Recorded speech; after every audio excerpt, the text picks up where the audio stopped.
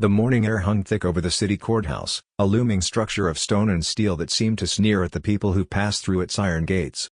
Among them was a boy who looked too young to be standing in front of a judge, too soft-spoken to command a courtroom's attention. But he didn't flinch.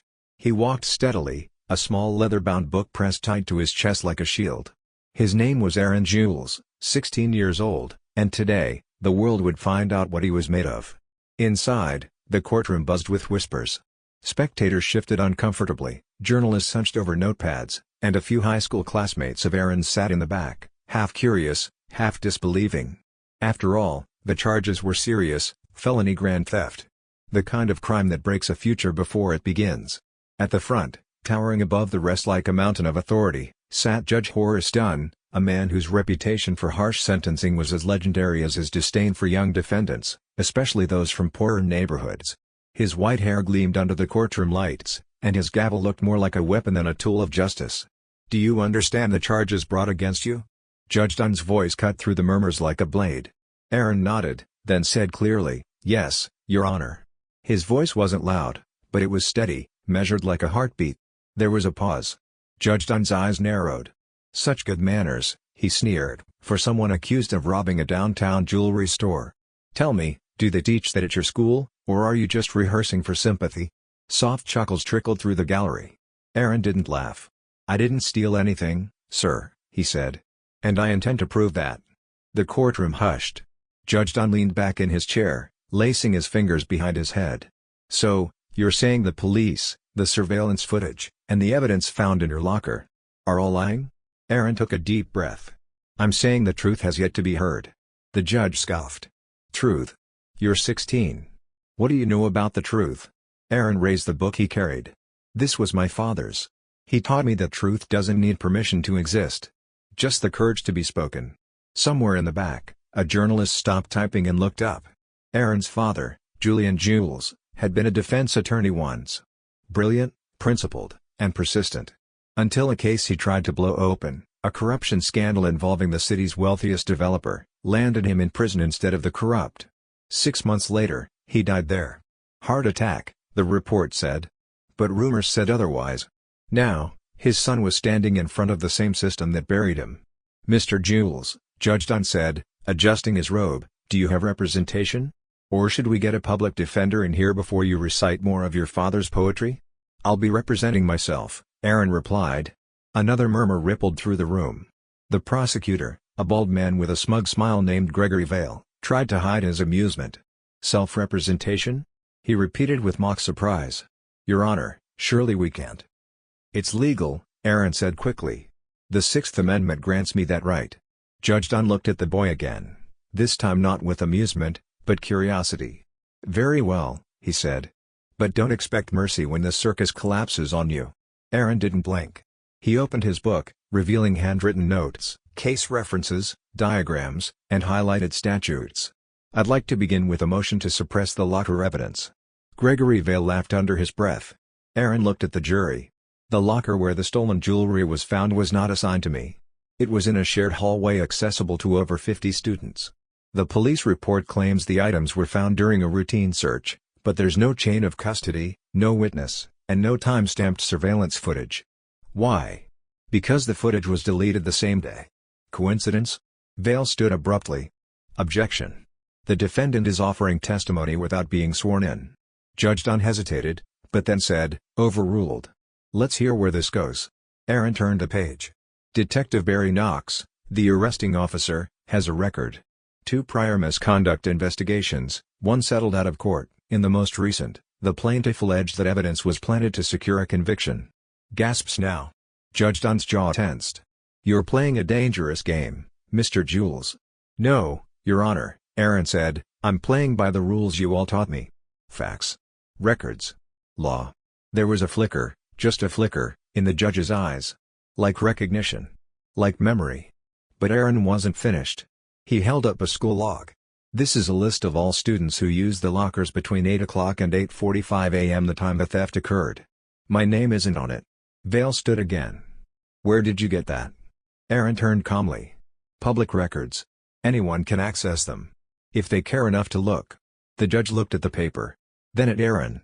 Then, oddly, at the book in his hand. The air was thick now.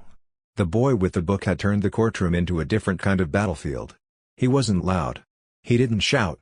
But every word landed like a stone dropped in still water, rippling outward. "You're clever," the judge said quietly, "but cleverness won't save you from the truth." Aaron closed the notebook slowly, eyes never leaving Dunn's. "No, sir," he replied. "But truth might just save me from you." The following morning, the sky over the courthouse was dark with the threat of rain. The kind of weather that mirrored the weight in Aaron Jules' chest.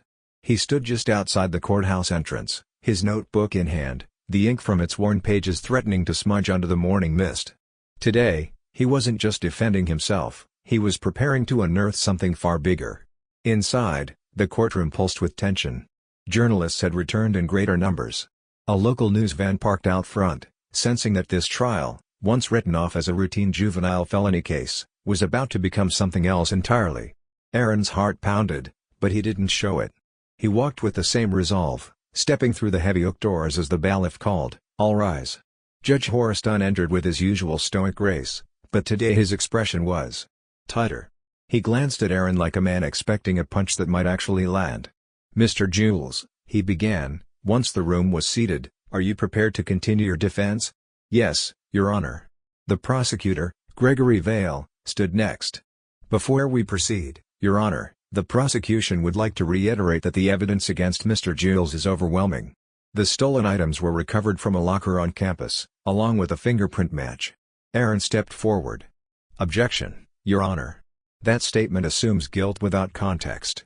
"Explain," Judge Dunn said, leaning forward. Aaron raised his notebook. "The print was on the outside of the locker, which is located in a communal hallway. I've attended that school for over a year, and I walk that hall daily. You're telling me that one fingerprint on a surface hundreds of people pass by is a smoking gun?" Gregory scoffed, but Dunn didn't respond. He gave Aaron a small nod. "Proceed." Aaron opened a new section in his notebook and addressed the jury. "I want to talk about the arresting officer. Detective Barry Knox. A man whose name shows up in 2 other cases involving missing surveillance footage and convenient evidence discovery. But today, I'm not just pointing fingers. I have something more." He turned to the court clerk. "Your Honor, I'd like to submit Exhibit C, login logs from the school's surveillance database." The clerk handed it to the judge, who skimmed the top page.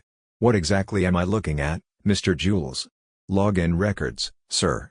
Showing that the school's security system was accessed just an hour before the footage from the hallway mysteriously disappeared." "And the user ID?" He turned to face the courtroom. "Belongs to Detective Knox." Gasps. Murmurs.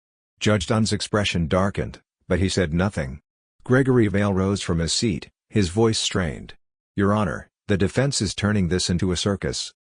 "No," Aaron interrupted, "I'm turning it into a mirror." The judge banged his gavel once. "Enough. Let's keep decorum." Aaron nodded. "Of course. But if I may, Your Honor, I'd like to call a witness." Vale laughed. "What witness? This boy doesn't have a legal team. Who's going to testify on his behalf?" Aaron looked to the back of the room. "I call Lila Knox to the stand." There was a stunned silence. From the gallery, a young woman rose slowly. She was tall, composed, with hair pulled into a tight bun. Her dark eyes met Aaron's with a strange mix of reluctance and pride. As she took the stand, Gregory Vale objected, "Your Honor, this witness was not disclosed." "Overruled," Judge Dunn said after a beat, eyeing Aaron warily. "Let's hear it." Aaron stepped toward the witness stand. "Miss Knox, can you state your relation to Detective Barry Knox?" "He's my uncle," she said quietly. "I live with him." Or, "I did." "And what do you do for a living?" "I'm a systems technician. I worked with the district's security infrastructure before transferring to private IT last month." Aaron's voice was calm. "And in that time, did you ever notice anything strange about footage handling or access logs?" Lila hesitated. "Yes. Once in a while, footage would vanish. But when I looked into the logs, the access credentials used weren't mine. They were my uncle's." More murmurs. Judge Dunn leaned forward. "Are you suggesting that your uncle deleted evidence?" Lila swallowed hard. "I'm not suggesting anything. I'm confirming it." Gregory Vale objected furiously, but the courtroom was already in uproar.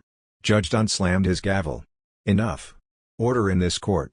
Aaron turned to the judge, the emotion finally rising in his voice. "You can deny me everything, Your Honor. You can dismiss my words. But what you can't do is ignore the facts. Facts that point to a man who's manipulated the law for years. He let his words hang, heavy and unrelenting. Let me remind the court, he continued, that justice isn't just about verdicts. It's about accountability.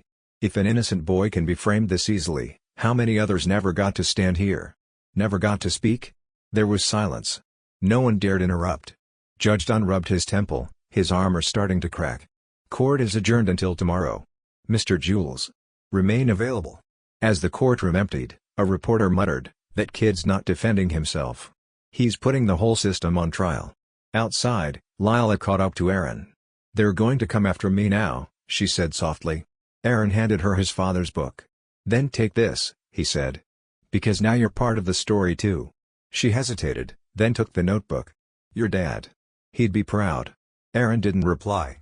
He looked back at the courthouse, its gray facade looming in the mist. This wasn't over. Not by a long shot. The night was darker than usual, the streetlights casting long shadows as Aaron Jules walked home with his hoodie up and thoughts heavy. Every step he took away from the courthouse felt like one toward danger.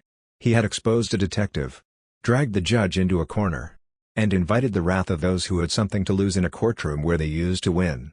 Aaron kept his father's notebook close, now bolstered with new pages, evidence, testimonies, a growing map of corruption he hadn't asked to inherit. But it wasn't just his father's legacy he was defending now.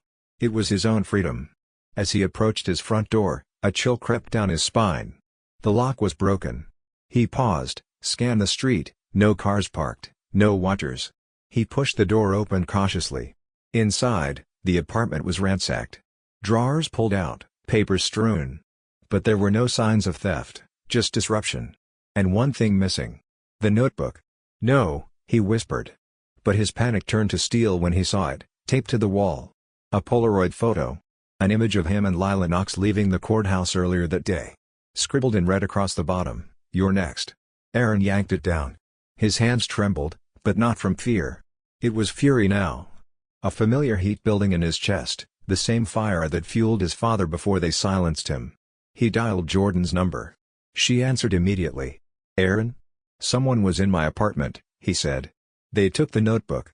And left a warning." Jordan didn't miss a beat. "Get to my place. Now." 30 minutes later, they were in Jordan's basement apartment, the windows drawn and a single lamp glowing on her desk. "Are you okay?" she asked, handing him a cup of water. "I will be," he replied. "But they're moving fast. That notebook. It had everything." Jordan shook her head. "I backed it up. Digitally. Before you gave it to Lila." Aaron's eyes widened. "You what?" "I knew something like this could happen," she said. "It's on an encrypted drive. No cloud storage. No traceable server." He let out a breath he didn't realize he was holding. "Thank you." Jordan leaned closer. "But we've got a bigger problem. I pulled some strings through a friend in the DA's office. There's a file on Judge Dunn, internal complaints. Quiet settlements. But someone high up keeps burying them." Aaron sat back, stunned. "So it's not just Knox and Wallace. It goes even deeper." "Much deeper," she said. "And you're the fuse." The next morning, court resumed, and Aaron arrived with a new air of purpose. Gone was the boy defending himself. In his place was a young man who had taken on a courtroom and uncovered a system on the brink of collapse. The media was out in force now. Word had spread about the previous day's testimony. The gallery was full, journalists, law students, activists. And somewhere in the back, a man in a gray suit watched silently, his presence cloaked in anonymity. Judge Dunn entered. His eyes found Aaron's immediately, more cautious now. As if measuring the explosion he could no longer control. "Mr. Jules," Dunn said after calling the session to order, "you indicated yesterday that you had further evidence to present?" "I do, Your Honor," Aaron said, walking to the center. "But first, I'd like to call a witness." Gregory Vale, the prosecutor, stood. "Another surprise witness?" "Your Honor, this is highly irregular." Dunn looked down at Aaron. "Is this witness relevant to your defense?" "Yes, sir," Aaron said firmly. "And to the integrity of this court." A ripple passed through the crowd. Dunn gave a stiff nod. "Proceed." The back door opened. A tall, broad-shouldered man stepped in, Detective Marcus Reed, retired. Once a mentor to Knox. Now a critic of the system. He took the stand with quiet authority. "Detective Reed," Aaron began, Were you aware of any pattern of misconduct involving Detective Barry Knox? Reed's jaw tightened. Yes. I filed a formal complaint 4 years ago. Said Knox was cutting corners. Tampering with reports. And what happened to that complaint? It disappeared, Reed said bluntly. Buried. Just like the others. Vale objected. This is hearsay. Reed snapped, you can check with Internal Affairs. They won't deny I filed it. Aaron turned to the jury. So let me be clear. The man whose word got me arrested has a documented history of corruption. The footage of the crime vanished. The evidence was planted. And now, we're finding that this courtroom, this very judge, was warned about it years ago. Dunn's gavel struck hard. Mr. Jules, you're skating dangerously close to contempt. Aaron didn't blink. I've already been convicted in the court of public opinion. I've got nothing left to lose except the truth. The courtroom fell silent again. Aaron looked to Reed. Thank you, Detective. Reed nodded, then glanced at Dunn before leaving the stand. The message was clear, he wasn't alone anymore. That evening, Aaron and Jordan reviewed the encrypted notebook files again. On the final page, Jordan had added something new. A single name. One that connected Knox, Wallace, and Dunn. Councilman Brent Rourke. Aaron read it twice, then looked up at her. Who is he? The man who funded Wallace's campaigns. The man who oversaw Knox's promotion. And the man whose name appears on every sealed complaint against Dunn. Aaron stared at it, the pieces locking into place like a puzzle finally taking shape. So that's the head of the snake. Jordan nodded. And we just exposed his tail. Outside, a car idled too long near the corner. Aaron didn't flinch. We keep going, he said. One case at a time. Jordan met his gaze. You're starting a revolution, you know. Aaron smiled, that spark in his eye returning. Good. About time someone did. The courtroom had changed. Not in appearance, the same worn wooden benches, the same marble pillars, but in atmosphere. The air felt tighter, like something was pushing back. Like justice itself had grown teeth. Aaron Jules knew it wasn't paranoia. Ever since exposing Detective Knox and shaking the foundations of Judge Dunn's authority, things had escalated quickly. The courthouse was being watched. Reporters followed him with cameras, eager for a soundbite. And now, someone had begun to whisper the name Councilman Rourke in hushed tones. That morning, the gavel cracked across the courtroom like thunder. Court is now in session, Judge Dunn in tone, his voice low, but brittle. Mr. Jules. Mr. Vale. Are we ready to proceed? Aaron stood slowly. He wasn't wearing a suit. Just a crisp white shirt, his sleeves rolled to the elbow, and his father's old watch on his wrist. A subtle reminder that time reveals everything. I'm ready, Your Honor, he said, voice calm, steady. Then present your next witness, Dunn said, though his gaze flickered, no longer with dominance, but with caution. Aaron turned toward the gallery. I'd like to call Lila Knox to the stand. Gasps echoed like ripples in a pond. Detective Barry Knox's daughter, now a college student and paralegal in training, stood up slowly from the back of the room. She walked forward, her spine straight, her jaw tight. The daughter of the prosecution's star witness. Now standing with the defense. You swear to tell the truth, the whole truth, and nothing but the truth? The bailiff asked. I do, Lila said, her voice barely above a whisper. Aaron stepped forward. Lila. You told me, privately, that something happened on the day of my arrest. Something you didn't want to believe. Do you still want to share that with the court? She swallowed, her eyes flicking to the jury. To her father, seated stiffly near the prosecutor's table. Then back to Aaron. Yes, she said, louder this time. I saw my father take something from the evidence room. A keycard. He said he needed to secure it before it was logged. But the logbook never showed that entry. The next day, Aaron was arrested. Objection, Vale shouted, rising from his seat. This is character assassination. Overruled, Judge Dunn said, barely masking the sweat collecting at his temples. Continue, Mr. Jules. Aaron nodded. Lila, did you ever confront your father? She hesitated. Then nodded. Yes. He told me to forget about it. Said, there are bigger things at play, Lila. Things you don't understand. And when I pressed him, he got angry. He said if I kept asking questions, I'd end up like Aaron's dad. That silenced the room. A heavy, brutal silence. Aaron stepped closer to the jury. The man who testified against me didn't just have a history of misconduct. He threatened his own daughter to protect himself. And he wasn't protecting a case, he was protecting a system. A network. He turned back to Lila. "Thank you. That took courage." She nodded slowly, her shoulders trembling. As she stepped down, Judge Dunn called a recess.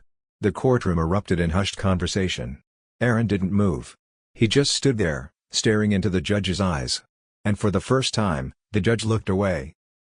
In the hallway, reporters surged like waves. "Aaron, are you alleging that the police fabricated all the evidence? What's your next move? Are you targeting Councilman Rourke?" Aaron raised a hand. "The truth is my only target. I'm not here for revenge, I'm here for justice. And if that means exposing powerful people, so be it." He didn't wait for more questions. He and Jordan slipped into a side stairwell. "He's unraveling," Jordan whispered, checking her phone.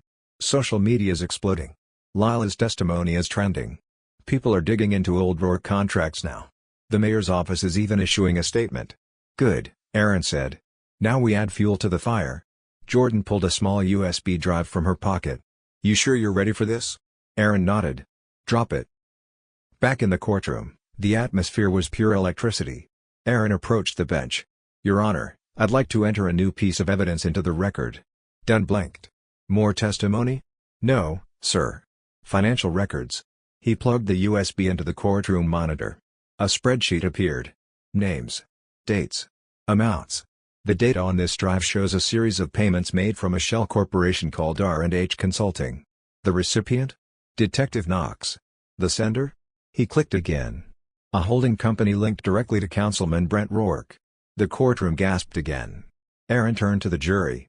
"This wasn't a theft case. It was a setup. I was the bait. My father tried to expose them a decade ago. And they buried him. And now they tried to do the same to me." Judge Dunn stood, red-faced. "Enough. This trial has become a circus." Aaron spun to face him. "No, Your Honor. This is finally what justice looks like when people stop being afraid." Silence. The kind that only comes when no one knows what comes next. Then, from the back of the room, the gray-suited man, who had watched all week, stood. "Judge Dunn," he said, flashing a federal badge. "By order of the U.S. Attorney's Office, you are now under investigation for obstruction of justice and collusion with a known criminal entity. Please come with me." The gavel slipped from Dunn's hand. The courtroom exploded. Lawyers shouted. Cameras clicked. But Aaron? He just exhaled. It was happening. The wall was finally cracking. That night, in Jordan's apartment, Aaron sat silently. A single lamp lit the room. Jordan handed him a cup of tea. "You good?" He nodded. "Tired. But good." She sat beside him. "You're the first person to shake the system and not get buried by it." Aaron cracked a smile. "Yet." Jordan reached for his hand. "I've got your back." He looked down at the folder in his lap, names they still hadn't uncovered. Files that hadn't yet seen the light of day. "Then let's keep going," he said. "Tomorrow?" "No," he said, standing. "Tonight." And with that, they picked up the fight again. Because some revolutions don't wait for morning. Morning sunlight poured through the cracked blinds of the small war room Aaron and Jordan had turned into their operations hub. It wasn't glamorous, just a cramped room above a laundromat with maps, file boxes, and corkboards plastered with red string and case notes, but to Aaron Jules, it felt like the new front line of a battle he had no choice but to win. Judge Dunn had been escorted out in cuffs. Detective Knox was under federal review. The bribery trail leading to Councilman Rourke had now hit the public consciousness like wildfire. News stations buzzed with updates. Hashtags trended. The city was waking up. But Aaron knew the war wasn't won. It was simply being acknowledged. "What now?" Jordan asked, sipping cold coffee, her hair tied up in a loose bun, her eyes scanning a folder marked confidential. Aaron stood by the window, staring at the empty courthouse across the street. "Now we go to the top." She looked up. "Rourke?" He nodded. "If he's the one that orchestrated this, my frame-up, my dad's takedown, Knox's orders, we end it with him." Jordan reached into her messenger bag and pulled out a manila envelope. "Then you'll want to see this." Inside were internal memos from Rourke's office. One of them was a time-stamped letter from years ago, ordering a disruption protocol in collaboration with certain judicial figures. The signature? Councilman Brent Rourke. Aaron exhaled slowly. "He's done." "Not yet," Jordan replied, cautiously. "Rourke's running for state senate. He's going to spin this. We need a move that cuts through the noise. Something that can't be ignored." Aaron looked down at his father's worn notebook, the same one that had guided him this far. In the back pages, scribbled hastily in his father's hand, were 3 words underlined twice: public. Truth. Pressure. "We hold our own trial," Aaron whispered. Jordan blinked. "What?" "Not in court. In the streets. Online. Everywhere. The people deserve to see everything, not just filtered through lawyers and politicians. We gather every victim of Rourke's machine. We create a digital tribunal. The court of public opinion." "That's risky," Jordan said. "So is silence," Aaron replied. "Let's light it up." What happened next hadn't been done before. Aaron and Jordan launched a website, The People's Case, detailing evidence against Rourke. Not just Aaron's, but archived stories from whistleblowers, suppressed journalists, fired investigators, and wrongfully convicted people. They posted video breakdowns of evidence trails, shared memos, hosted live streams where victims spoke out. Journalists picked it up. Activists reshared it. Within 24 hours, #ExposeRourke was trending globally. It was working. That same day, Aaron received a message through an encrypted channel envelope with arrow emoji, from, unknown, subject, "You've got my attention." Text, "You want the full picture? Meet me. 9 p.m. Franklin Park. Bench by the bronze statue." Jordan was immediately skeptical. "Could be a trap." "Probably is," Aaron replied. He went anyway. Franklin Park at night was a strange paradox, serene, but with shadows that whispered. Aaron sat on the bench, notebook tucked under his jacket. A man approached. Mid-50s. Neatly dressed. A scar under his right eye. His eyes, though, were the giveaway, sharp, tired, and unapologetically haunted. "You're Aaron Jules," he said. Not a question. Aaron stood, cautious. "And you are?" "They used to call me Agent DeMarco. I worked internal affairs before the feds shut down our unit. Too many lines crossed. Too many people paid off." Aaron didn't flinch. "Why reach out now?" "Because your father tried to contact me before he was silenced. He gave me a file. Said it was everything, the heart of Rourke's operation." Aaron's heart skipped. "You still have it?" DeMarco pulled out a small black drive. "This is what cost me my badge," he said. "But I held onto it. Just in case someone like you came along." Aaron accepted the drive with trembling hands. "This file names names," DeMarco continued. "Campaign fund laundering, judge appointments, false convictions, contracts awarded to fake companies, all traced to Orion Systems, the front Rourke's team used. It proves your father was right." Aaron looked up, emotion swirling in his chest. "Then I finish this," he said. The next 48 hours moved fast. Aaron and Jordan decoded the files. It was bigger than anyone had imagined, dozens of innocent lives destroyed, city budgets siphoned, court rulings sold like poker chips. And at the center? Councilman Brent Rourke. Jordan uploaded the files at sunrise. The digital tribunal exploded. Thousands tuned in as Aaron presented the evidence in real time, connecting every dot, naming every name. Video messages poured in from those affected. Lives ruined. Justice denied. People who'd spent years in prison, now vindicated. Rourke couldn't hide. Within hours, the district attorney announced formal charges. Bribery. Conspiracy. Obstruction. Racketeering. A press conference followed. Councilman Brent Rourke was resigning. But Aaron didn't celebrate. Not yet. 2 weeks later, Aaron stood at a podium outside City Hall. The air was electric. The crowd stretched across the plaza, holding signs that read "Justice lives here" in the Jules Standard. Aaron took a deep breath. "My name is Aaron Jules," he began. "A few months ago, I was just a kid accused of theft. Today, I stand here not as a victim, but as proof that truth has power." He paused. "This fight was never just about me. It was about every person who was told their voice didn't matter. Who was framed. Silenced. Forgotten. We live in a time where systems are broken. But people? People still burn with justice. And that fire is enough." The crowd roared. "And to my father, who never stopped believing in the truth, even when it cost him everything, I see you. I hear you. And I promise, your legacy will never be erased." That night, Aaron walked alone through the city. No cameras. No chance. Just the echo of everything he'd fought through. He reached the cemetery and knelt beside his father's grave. The headstone was simple. Samuel Jules. Truth over fear. Aaron pulled out the notebook and opened to the last page. He wrote 3 words. "I kept going." Then closed the book for the final time.